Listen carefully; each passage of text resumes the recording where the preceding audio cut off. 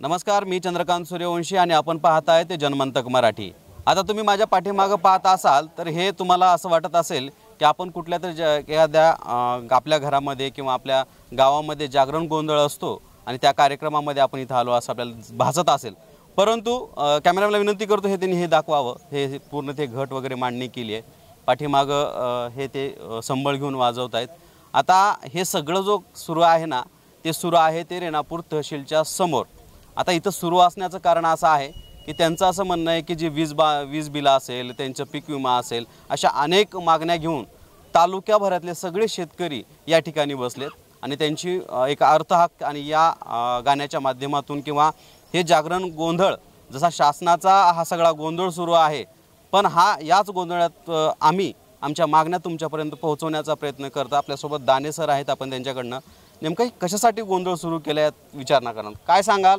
हा गोंधळ आपण पारंपरिक गोंधळ आहे, आपल्या घरी करत असतो, मात्र तुम्हाला या तहसील कार्यालयासमोर गोंधळ करण्याची वेळ का आली? एकतर निसर्गानं आमच्यावर वेळ आणली आणि त्याच्यानंतर ही प्रशासन जे झोपलेलं प्रशासन आहे। आम्ही गेली 6 महिने झालं आंदोलन करतोय।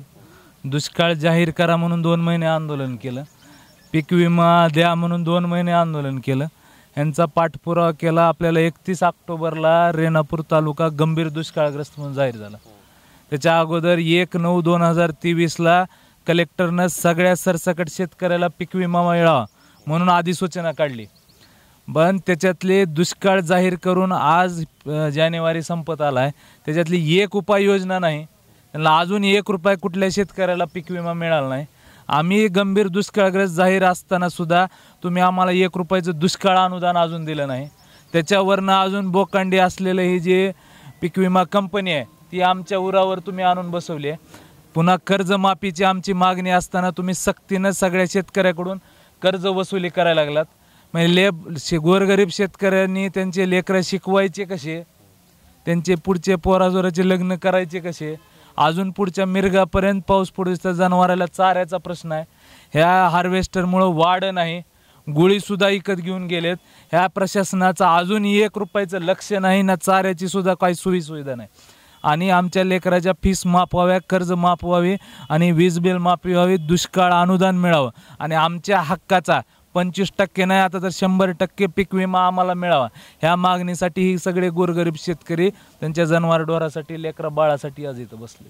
बरं, मला सांगा, ह्या सगळ्या गोंधळाने जर समजा प्रशासनाची किंवा इथल्या तहसील प्रशासनाची असेल किंवा सरकारचे कान उघडलेच नसेल तर पुढची भूमिका काय असेल तुमची? कसं आहे, सगळे गोरगरीब शेतकरी आहेत। आता इथं थांबले तर जनावरढोरं सोडून कामं सोडून आलेले आहेत, पुन्हा फाशी घेतल्याशिवाय पर्याय नाही।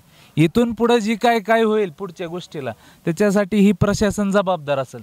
नुसते दुष्काळ कागदावर घालून उपयोग नाही ना, तुम्ही उपाययोजना करावं लागेल का नाही त्याच्यामध्ये। मग पुढे आत्महत्या वाढतील, पुन्हा काही युवक आहेत ते आक्रमक होतील, मग त्याला जबाबदार कोण असणार आहे? शासनच राहणार ना। तर त्याच्यामुळे ह्यांनी आमचा अंत बघू नका। ऑलरेडी आमचे परेशानीत आमचं पुढचा अजून उन्हाळा जाणार आहे। ही फेब्रुवारी तर गावामध्ये प्यायचं पाणी नाही आणि तुमची काय व्यवस्था आहे? रुपये चारा छावणी कुठं सुद्धा आम्ही चारा छावणीचा प्रस्ताव देऊन 3 महिने झाले। आज ही गोंधळ म्हणजे या प्रशासनाचा सावळा गोंधळ जी चालू आहे कागदोपत्री आणि जी बोकळलेला भ्रष्टाचार आहे, इथं 1 रुपया दिल्याशिवाय कुठल्या शेतकऱ्याचं काम होत नाही। म्हणजे तुम्ही कर्जमाफी आरोप करता 1 रुपया सगळ्या ही जी प्रशासन ऑफिसर जे बसलेत का, कारण की आता तर निवडणूक नाही, कोण लोकप्रतिनिधी ते तर आहेत का नाही तर आम्हाला माहिती नाही। पुन्हा ऊस बिल तुम्ही परस्पर तिकडे कापून घ्यायला लागला।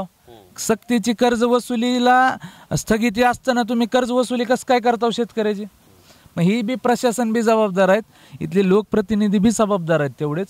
आणि आज शेतकऱ्यांनी जायचं कुठं? आम्ही आमचं मायबाप सरकार आहे म्हणून आज सरकारच्या कानापर्यंत ही जी चालू आहे त्याच्यासाठी ही आमचं पारंपरिक संबळ जी आहे, तर ह्यांचा बी सावळा गोंधळचा वाटेरावा, शेतकऱ्यात बी आमची जागृती व्हावी ह्याच्यासाठी हा एक. नक्कीच ह्या सगळ्या गोंधळांनी तरी प्रशासनाचे कान उघडतील असं वाटतं. आपल्यासोबत अजून काही शेतकरी आहेत, आपण त्यांच्याशी बातचीत करणार आहोत. नेमका हा गोंधळ का करावा लागतोय, काय काय काय सांगाल, कशामुळं हा गोंधळ सुरू केला इथं? हा जे प्रशासनाचा जो गोंधळ आहे सावळा, फक्त कागदोपत्री आहे. दुष्काळ आहे, कागदोपत्री आहे. पीक विमा दिला, कागदोपत्री आहे.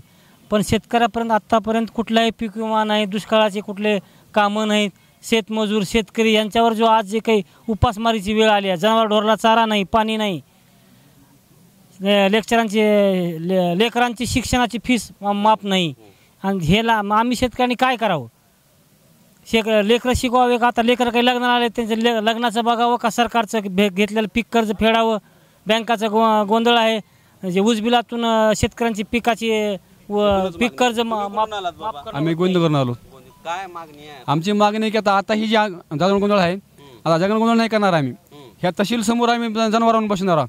जनावराला काय चारा घाला? कशापासून दुष्काळ जाहीर केला आहे का शासनानं? मोठा शासन झोपलेलं आहे, ह्याला आखली आहेत का थोडं तरी? दुसऱ्या वेळेस जर आणलं तर आम्ही जनावर घेऊन आणणार आहोत, इथं जनावर बांधणार आहोत. काय चारा छाव? कुठली चारा छावणी? मोठे मोठे लोकांच्या चारा छाडणी का? शेतकऱ्याला कुठला चारा मिळतंय का? विचारा शेतकऱ्या कुणाला एक पिंडी तर दिले का आतापर्यंत? का दिले नाही? कशापासून दिले नाही? ह्यांच्या बापाच्या घरी जायचे का? आणि टॅक्स लावले, कुठला टॅक्सला कुणाला काय टॅक्स बसू येतात, कुणाला देते?